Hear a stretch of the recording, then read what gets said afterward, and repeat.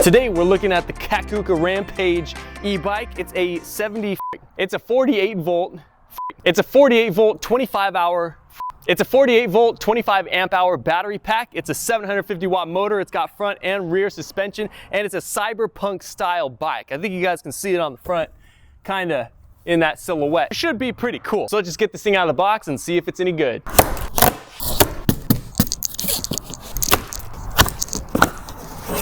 It's too easy, too easy. Oh, freak, okay. Start getting it out, I guess.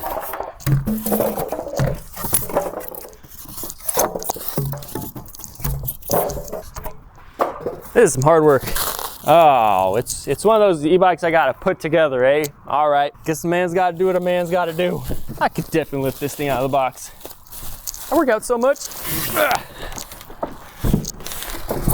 Freak yeah, boy. All right, well, that's it. Comes saran wrapped and everything.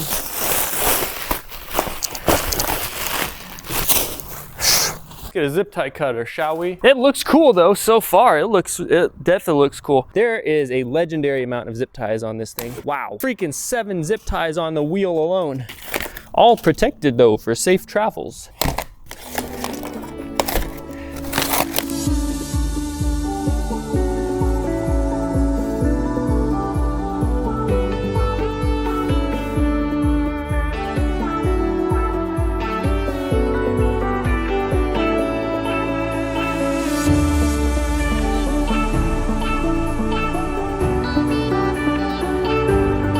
I had the battery pack plugged in overnight so you guys could see it's on a full charge.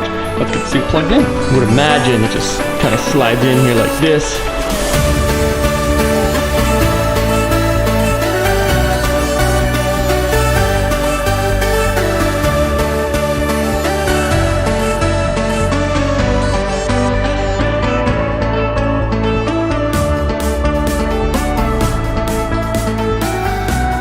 Alright, so here it is. This is the Kakuka Rage e-bike. Cyberpunk style, I'm actually really digging. It has almost a motorcycle seat on it, which is unlike every other e-bike that just literally has a standard bicycle seat, which I personally do not like because they're exceedingly uncomfortable. So we'll see if this seat does well or not. I did sit on it one time already, and it is pretty comfortable, you know, as it is. It's a fixed seating position, so you can't really change it, but I don't think I will want to. I sat on it one time and it was a comfortable height and it felt good. So real quick, let's just turn it on, show you guys the software. So let's turn this thing on. Does its little startup display.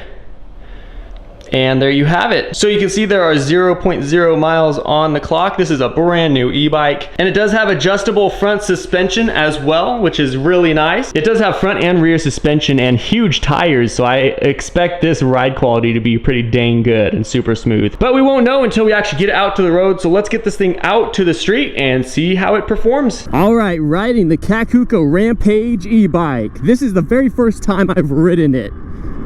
And so this is genuinely first impressions right here. Let's test out braking. That's a nice feel. It pulls nice. I like it.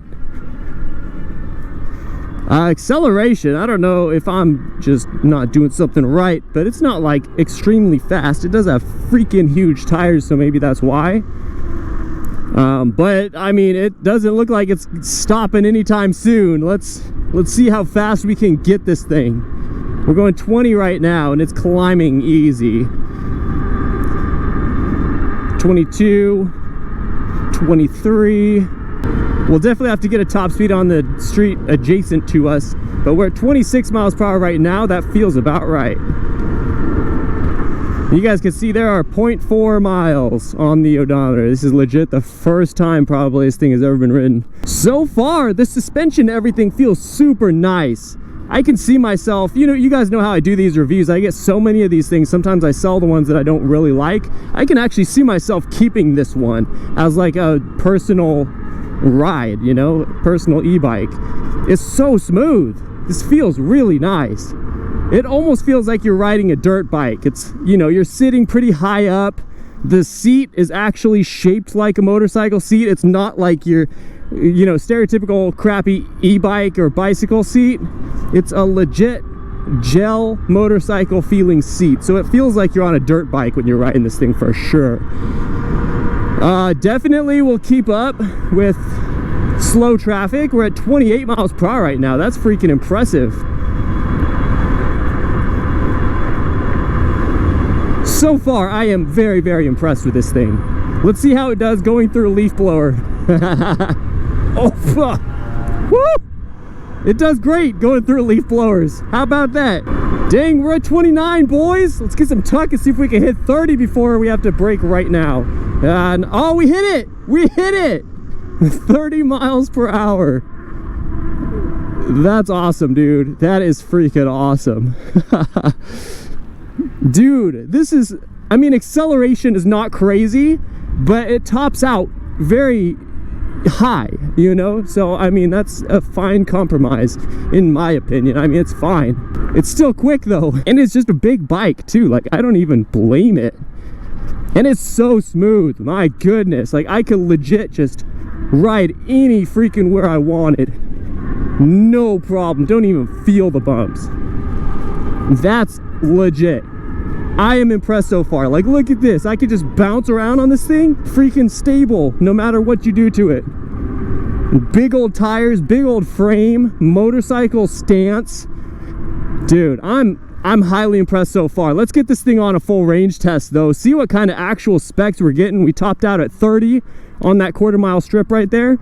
And you know what, let's just see what kind of range we get. That's going to be a determining factor on whether you should buy this or not. So let's get this thing on a full range test. So far though, really, really impressed. I just powered this thing up and I totally forgot it has basically a full-on motorcycle headlight on it.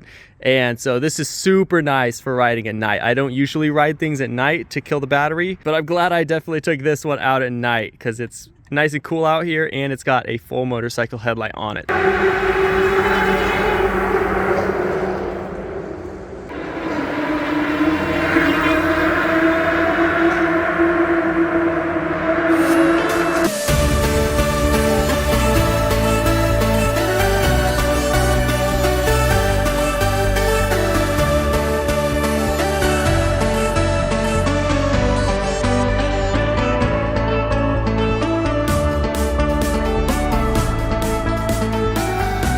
All right, last night I killed the Kakuka e-bike. I just gave it a full charge overnight, but come on over here. It says on the odometer we have 21.4 miles, but I actually mapped it because I think the wheels are there. It's not quite calculated for the speedometer and whatever. And I think we got closer to 20 miles. So this overestimated mileage by about 1.5 miles. Maybe the maps I checked it on wasn't perfectly accurate. We did get 28 miles per hour top speed according to the GPS. Yeah, and this thing will get you around town, that's for sure. Definitely one of the most fun e-bikes and most like enjoyable, comfortable e-bikes to ride. This is definitely the most comfortable e-bike I have ridden for a long time. This seat, motorcycle style seat, is much better than your classic standard e-bike or bicycle seat. The big tires, suspension, everything absorbs literally all the bumps in the road. You only feel the big sharp bumps. That's all you feel. There's no road vibration. Even the small cracks in the road and stuff, you don't feel at all. You don't even hear it. It really does a good job of minimizing all of the you know, discomfort of the ride. So that's really nice. Suspension, everything does its job quite well. The motor it definitely is powerful enough, but because the tires are big and just the gearing and everything, how it's set up, I mean, it doesn't pull over hills like super incredibly powerfully. It doesn't get you up to speed like incredibly fast, but it does have a high top speed. And because of the momentum of the big tires and stuff, when you hit a hill going at full speed, it takes you a while to actually slow down going up the hill. So unless it's a really big hill, you won't really even feel it because you're going so fast and the momentum kind of just carries you up the hill before the motor starts straining, if that makes sense. Probably the best I've ridden for a while. Obviously I've ridden the Delfast, the CyberX e-bike, and a couple others that are like super incredibly high-end, you know, $5,000 or more. This feels about the same as far as ride quality and overall comfort as the other, you know, higher-end dirt bike style electric bikes. So this, for the price, I don't know what it's priced at really, because it's a pre-production bike currently. IndieGogo is linked below for it. If the price is right, this feels like a higher end type bike when you're riding it. just as far as comfort and, you know, performance and top speed, that kind of thing. Range was not, you know, it wasn't above average. It was about average at about 20 miles per charge. It was doing 20 miles at top speed, 28 miles per hour. And because it was so late at night when I was doing this, I was literally just flying top speed. There was no actual like slowing down for stoplights, speeding up for stoplights. It was full speed the whole time. So I drained the battery pretty quick because of that. But I would have gotten more mileage probably if I was at a lower speed, you know, being more respectful when people are on the bike trail, that kind of thing, going slower because of that. I would have gotten more range, when in fact this was the fastest I could have killed it. And we got about 20 miles of full speed range. So that's really not bad. That's really not bad, but it's not like, you know, above average. So that's why I'm thinking the price of this, I don't know what the price is gonna be, but as long as it's not more than a couple thousand, few $1,000s, this is probably one of the nicest e-bikes that I've had for a little bit. I've been getting a lot of them in, but this is definitely above the fold. This is above average in terms of quality. Speaking of quality as well, just overall, the feel of everything is definitely more premium than just your, you know, cheap generic Chinese no-name brand e-bike. This definitely feels like it's going to be a bike that sticks. If it goes past IndieGogo, goes into production, I feel like this is going to be one of those brands that's, you know, the more premium of e-bikes. Headlight also, I mentioned, is nice and bright. This is a legit motorcycle headlight here. You can turn it on and off with a switch. Also, I think there's high beam and low beam, which is really nice. I mean, this thing at night, it was incredibly fun to ride this thing last night because it just lit up the whole road and nobody was on the, you know, roads. I was just cruising, super fun time. Anyway, enough talk. That was a long section, sorry to bore you guys to death, but overall, my genuine impression of this bike is it's very, very nice. Hopefully it's a good, decent price as well, that they don't, I hope they don't over, you know, price it after the IndieGogo campaign, but we'll see. I'm not sure what it's gonna be priced at yet, but I could tell you this is definitely a premium feeling bike. If I were to guess, I'd say it goes probably for $2,500 or so, right in that general price range. Just as far as specs and performance and stuff, I feel like that would be a reasonable price for it. Anyway, let's get this thing. I haven't showed you guys really what it looks like. This is definitely a full-size bike, very good looking. I love how this bike looks and feels. I feel like there's gonna be one that I actually keep just because it is so nice, but it's also practical. It's not overly huge or distracting like the CyberX e-bike is. So anyway, let me just show you guys. Let's do a couple passes and just show you how it goes.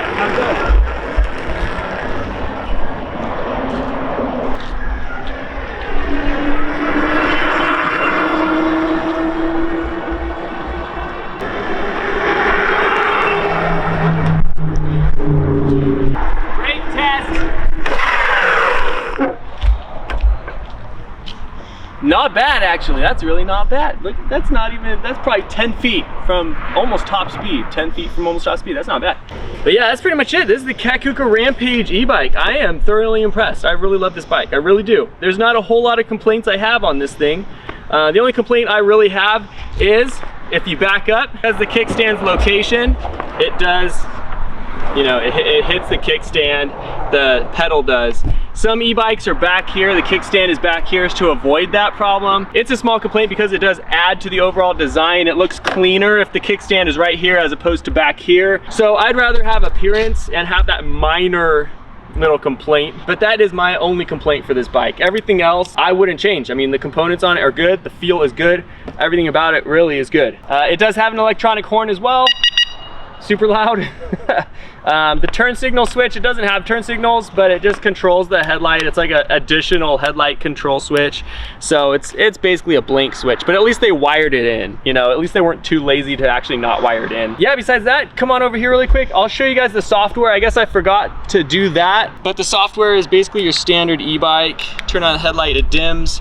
You can go through the trip and the max speed and average speed, all that stuff. So it's pretty standard for an e-bike. The screen is also pretty nice. It's high resolution and it's pretty easy to look at. easy on the eyes. I can see it in the sunlight. Anyway, that's the Kakuka Rampage e-bike. Hope you guys enjoyed the video. There's a link below if you guys want to check it out. IndieGogo campaign. I'm excited to see where this bike goes. When it goes into production, I'm curious to see what they'll price it at, you know, the following that it generates, that kind of thing. So yeah, Kakuka Rampage e-bike, everybody. Smash that like button. We'll catch you guys next time. Kakuka Rampage e-bike. You want to try riding it? Sure.